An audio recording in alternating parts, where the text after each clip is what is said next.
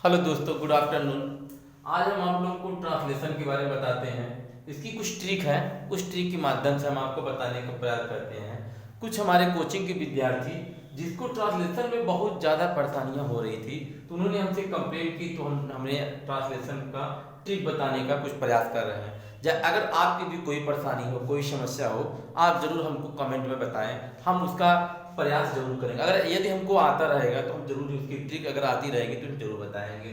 लेकिन कुछ ट्रांसलेशन एक ऐसा माध्यम है इंग्लिश का। देखिए, ट्रांसलेशन एक ऐसा माध्यम इंग्लिश का है जिसके सीखने से आपकी इंग्लिश बहुत ही इजी और बहुत सरल होगी। कहाँ कहाँ सरल होगी, देखिए हम आपको बताते हैं, कुछ पॉइंट में हम आपको बताते हैं कैसे ट्रांसलेशन सीखने से आपको क्या फायदा होगा। देखिए, अगर ट्रांसलेशन आप सीख जाते हैं तो आप रोज के लॉन्ग क्वेश्चन, शॉर्ट क्वेश्चन आसानी से कर लेंगे। आर्टिकल भी लिख लेंगे, देखिए प्रोज का भी लिख लेंगे, आर्टिकल भी लिख लेंगे, आर्टिकल बना के भी लिख लेंगे, फिर लेटर एप्लीकेशन भी आप लिख लेंगे। लेटर एप्लीकेशन उसको बनाकर ट्रांसलेट कर लेंगे, ठीक है। और आपके एंटोनिम, सिनोनिम्स भी जो रहेंगे वो इजी होते हैं। इस तरह ट्रांसलेशन एक पहला फोकस इंग्लिश का एक ऐसा माध्यम है जिसके सीखने से ही आपकी इंग्लिश सबसे इजी हो जाएगी। अब हम बात को ना करते हुए हम आगे आपको बताते हैं। यदि आपको कोई परेशानी है तो आप हमको जरूर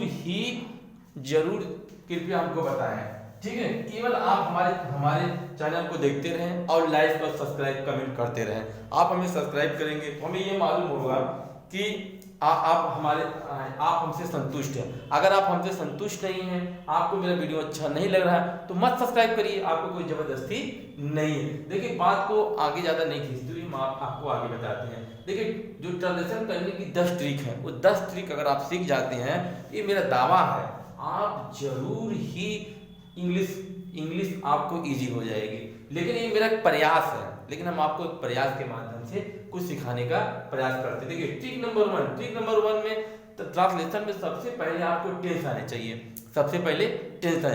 टेंस में पूरा जितना टेंस 12 टेंस होते हैं, उस टेंस को आना चाहिए। उस टेंस में 3 टेंस ऐसे हैं जिसको अगर आप जिसमें से क्या होता है कि जो पीस आती है, जो ट्रांसलेशन की पीस आती है, उसी में से होता है। जैसे मान लीजिए, टेंस में केवल 2 अधिकतर आते हैं। 2 अधिकतर मतलब इसका मतलब होता है एक प्रेजेंट टेंस होता है, एक पास्ट टेंस होता है। दोनों बहुत ज्यादा आते हैं। देखिए, पहले हम प्रेजेंट टेंस को आपको बताते हैं। प्रेजेंट टेंस है, इसकी सहायक क्रिया इजमार है। इसकी पहचान क्या है, हम वो आपको बता देते हैं। देखिए, इसकी पहचान है हूं, ठीक है हूं हो। देखिए, सिर्फ इतना ही इसकी पहचान है। अगर किसी वाक्य के अंत में अगर है हूं हो, केवल है हूं हो आदि शब्द आए और किसी काम का ना होना पाए, ध्यान दीजिएगा, किसी काम का ना होना पाया जाए, तो वह क्या है, सिर्फ प्रेजेंट टेंस है। क्या है, प्रेजेंट टेंस। जैसे भारतवर्ष एक महान देश है, ठीक है, भारतवर्ष एक महान देश है, तो भारतवर्ष एक महान देश है, इसका तो समझ रहे हैं कि इसमें कोई काम का नहीं है। जैसे मैं राजेश हूँ, ठीक है, मैं राजेश हूँ, यह एक घर है, तुम एक खिलाड़ी हो, ये सब कौन सा टेंस है, क्या कौन सा टेंस है, ये प्रेजेंट टेंस है। क्या है, प्रेजेंट टेंस है।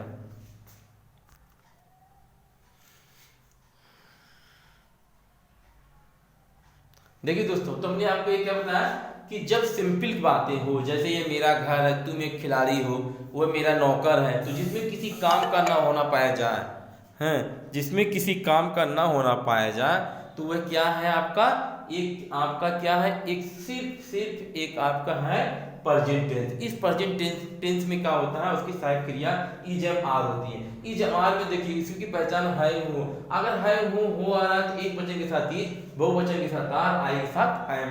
जैसे भारतवर्ष एक महान देश है, इसकी क्या होगी, India is a great country. देखिए, इंडिया हो गया, इज हो गया, एक ग्रेट कंट्री हो गया, ठीक है। ट्रांसलेशन क्या है, इसका नियम है एसबीओ। एसबीओ मतलब आप सब्जेक्ट वर्ब ऑब्जेक्ट बनाइए। देखिए, जो काम करते थे, भारत के बारे में कहा गया तो इंडिया आगे हो जाएगा, ठीक है। अब आगे बाद इसकी हेल्पिंग वर्ब, देखिए सब्जेक्ट ये क्या वर्ब हो जाएगा, वर्ब के बाद क्या होगा, देखिए एक महान देश इज ए ग्रेट कंट्री हो गया, ये हो गया। देखिए, अब दूसरा देखिए, भारत एक गौरवशाली प्राचीन राष्ट्र है, तो भारत मतलब भारत को इंग्लिश में इंडिया कहते हैं। देखिए, भारत एक वचन है, इज लग जाएगा।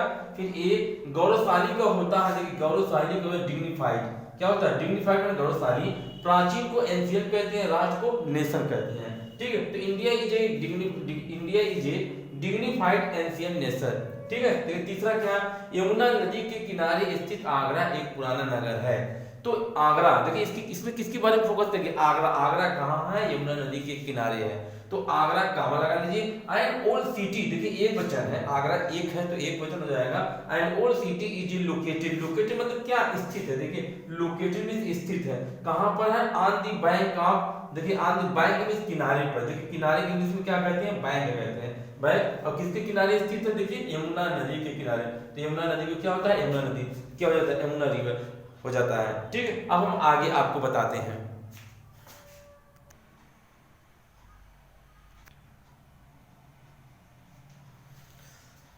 देखिए दोस्तों, अब हम टेंस के दूसरा पार्ट बताते हैं। देखिए दूसरा क्या है, ट्रिक नंबर 1 में देखो है पास्ट टेंस। अगर पास्ट टेंस की सहायता जिस वाक्य के अंत में था थे थी के साथ था थे थी आए और किसी काम करना होना पाए, जब उसे पास्ट टेंस कहते हैं। इसकी हेल्पिंग वर्ब क्या, वाज ओवर है। ठीक है, अब जैसे देखिए ये सब जितने भी हम पैसेज दे रहे हैं सब एक पीस का, देखिए जब भी पैसेज का कोई पीस शुरू होता है तो हमेशा प्रेजेंट टेंस या पास्ट टेंस शुरू होता है।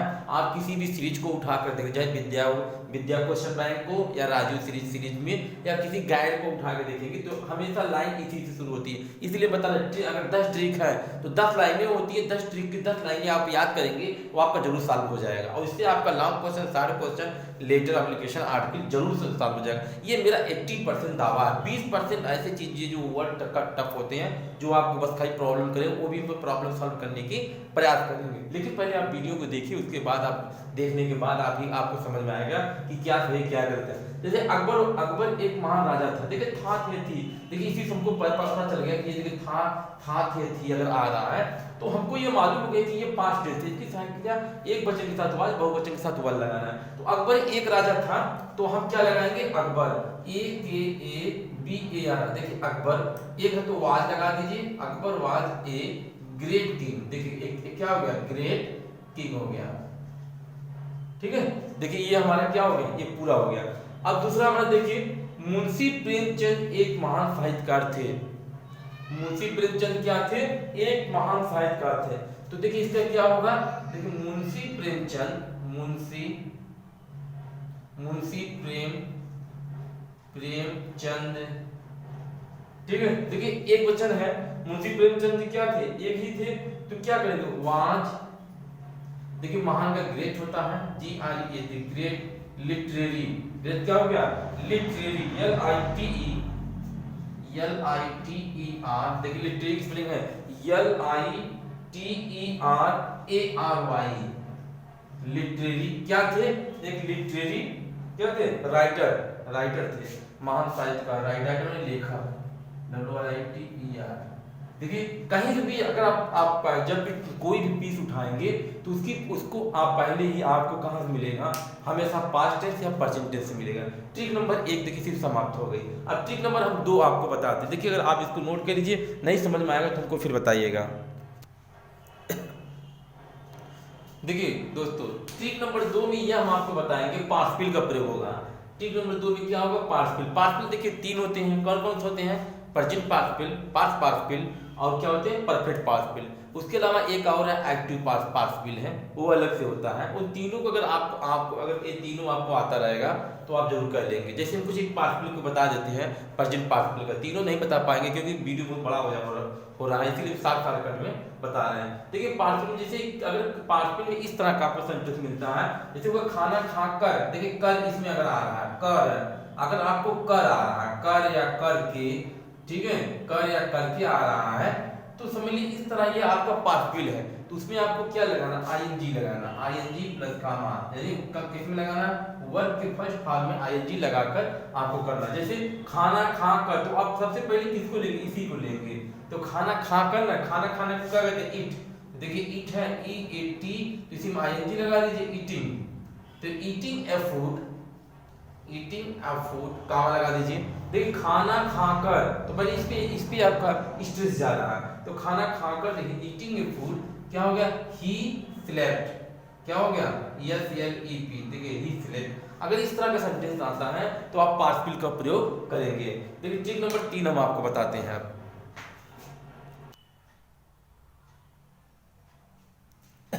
देखिए दोस्तों, ट्रांसलेशन की जो तीसरी ट्रिक क्या है, तीसरी ट्रिक में अगर वो किसी से तुलना कर रहा है तो लाइक एज सो लगाना पड़ेगा। क्या लगाना पड़ेगा? लाइक एज सो, लाइक एज सो लगा लिए कि हम तुलना कर रहे हैं। जैसे वह मेरे समान नहीं है, जैसे वह मेरे समान नहीं है, जैसे राधा उसकी अपेक्षा बड़ी है। तो जहां पर किसी की तुलना करे, जैसे जहां पर किसी की तुलना करे वहां पर लाइक एज सो का प्रयोग करना है। किसका प्रयोग करना? लाइक एज सो का। एक एग्जांपल हम आपको देके दिखा देते हैं। देखिए दोस्तों, जैसे एग्जांपल, जीवन फूलों की सेज या छाया नहीं है। तो देखिए जीवन की तुलना फूलों की सेज से की गई। देखिए ना, ये आपको पकड़ना पड़ेगा। देखिए जीवन की तुलना फूलों की सेज से की।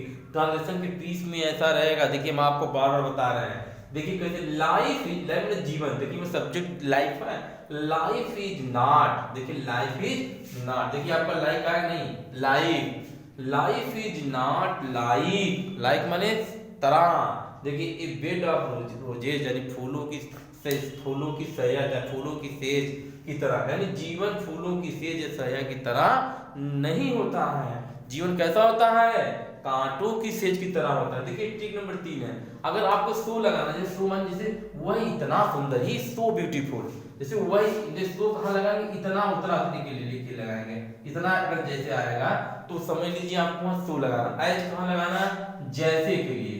किसके लिए लगाना? जैसे के लिए। और लाइफ में जब हम आपको बता दिए तरह के लिए, तुलना के लिए लगाएं। तीनों को वर्ड का ही बहुत प्रयोग है ये ट्रांसलेशन में, इसलिए हमने आपको ट्रिक नंबर 3 में बताया। अब ट्रिक नंबर हम 4 आपको बताते हैं, राइट कर लीजिए।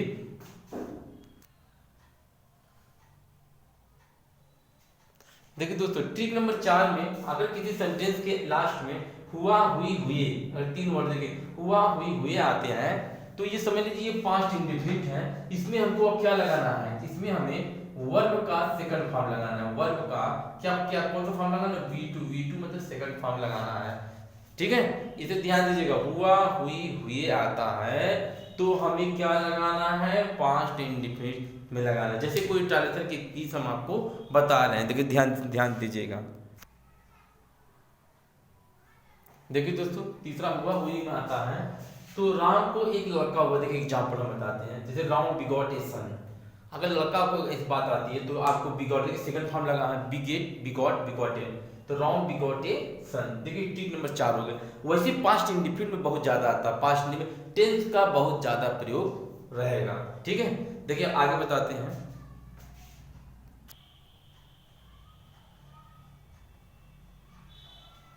देखिए दोस्तों, ट्रिक नंबर 5 में काके की, अगर काके की आता है तो आप या अपास्ट्रॉफी यस लगाएंगे, अपास्ट्रॉफी यस लगाएंगे। ध्यान सुनिएगा, जैसे उसने राम की कलम तोड़ दी, तो उसने राम की कलम तोड़ दी। देखिए आप इस तरह करें, ही ब्रोक, देखिए राम की कलम, देखिए ये अपास्ट्रॉफी यस शो करता है।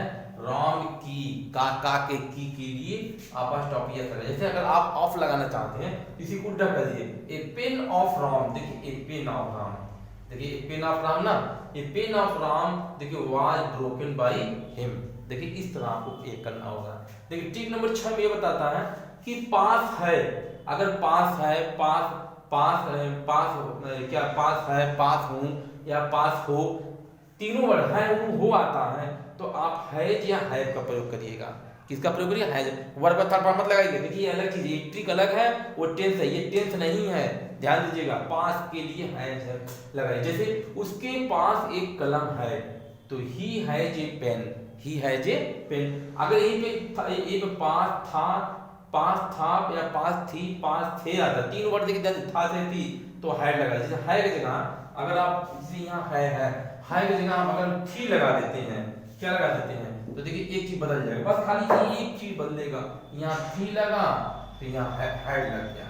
देखिए ये बदल गया, देखिए बदल गया। तो उसके पास एक कलम थी तो ही हैड ए पेन।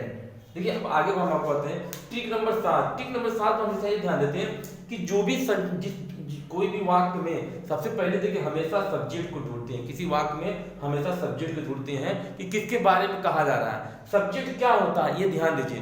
काम करने वाले को सब्जेक्ट कहा जाता है। सब्जेक्ट मतलब कर्ता, इसमें कौन किसका काम हो रहा है, किसके बारे में कहा जा रहा है, क्या कहा जा रहा है, तो आप सबसे पहले तो क्या करेंगे, सब्जेक्ट के बारे में करेंगे। उसके बाद एसवीओ बनाते हैं। एसवीओ बनाने के भी देखिए एक नियम है, देखिए रूल से चलिएगा। रूल क्या है, पहले आप सब्जेक्ट निकाल लीजिए, SUB, देखिए सब्जेक्ट निकाले, फिर पीछे से आगे आइए। किससे आना है, पीछे से आगे, देखिए इस तरह पीछे से आगे, यानी जो सेंटेंस हो वो पीछे से आगे आएंगे।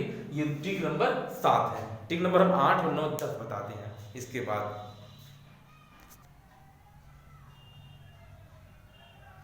देखिए दोस्तों, ट्रिक नंबर 8 ये कहता है कि प्रोनाउन का प्रयोग करिए। प्रोनाउन जैसे I, my, me, we, our, first person pronoun I, my, me, we, our. Second person के प्रोनाउन क्या है, you, your, you. Third person pronoun क्या है, he, his, him, she, her, they, their, them, it, its. ये इसलिए इसमें कहा गया कि सब्जेक्ट जिसका रहेगा, जो से प्रोनाउन का रहेगा, उसमें उसी का ही पॉजिटिव वर्ड यूज किया जाए। पॉजिटिव वर्ड जैसे क्या है, जैसे वह उसने मेरी कलम ले ली, उसने मेरी कलम ले ली।